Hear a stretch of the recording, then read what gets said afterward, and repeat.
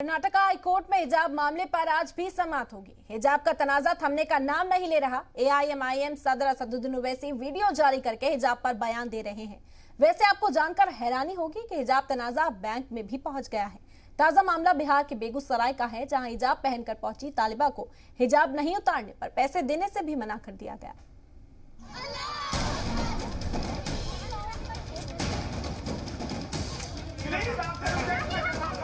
हम नहीं रहा हिजाब तनाजा। यूपी का चुनाव है, इसलिए हिजाब तनाजा जिंदा है। पसंद नहीं है मेरी बेटी पहनेगी। हिजाब तनाजा का है वोट कनेक्शन। हिजाब केवल बहाना है, वोट बैंक को भड़काना है। जी हाँ, पिछले कुछ दिनों की सुकून के बाद फिर से हिजाब तनाजा सामने आ चुका है। एआईएमआईएम सदर असदुद्दीन ओवैसी फिर से हिजाब को लेकर बयान दे रहे हैं। ट्वीट करके ओवैसी ने एक वीडियो शेयर किया। तुमको मेरी गाड़ी पसंद नहीं है, कोई परवाह नहीं, मैं गाड़ी छोड़ूंगा। तुमको मेरे सर पर टोपी पसंद नहीं है, मैं टोपी पहनूंगा। तुमको हिजाब पसंद नहीं है, मेरी बेटी पहनेगी। मैं क्या तुम्हारा गुलाम हूँ? मैं क्या तुम्हारा कैदी हूँ? मैं क्या तुम्हारे इशारे पर फेंक दूंगा? मैं क्या तुम्हारे हुक्म पर नीचे गिर जाऊंगा? नहीं, हम ज्यादा झुकाएंगे तो अपने गरीब के आगे। विचारों का सौदा कर चुके दुनिया में रहेंगे तो भारत के संविधान के तहत अपनी शनाख्त को बरकरार रख के जिंदगी में।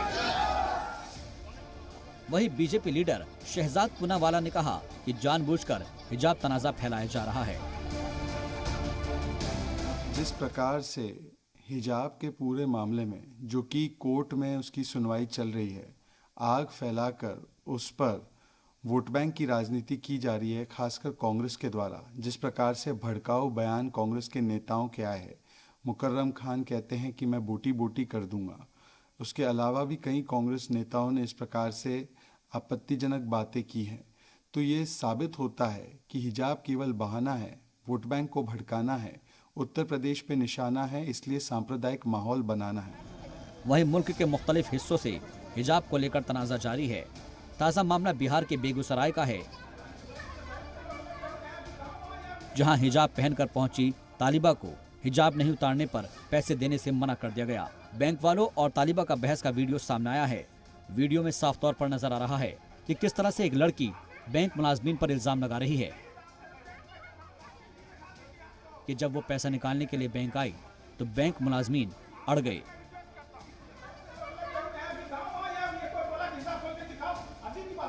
और हिजाब हटाने के बाद ही पैसे देने की बात कही, जबकि तालिबा का इल्जाम है कि वो पहले भी हिजाब में निकासी करने के लिए आती थी और उसे पैसे दिए जाते थे।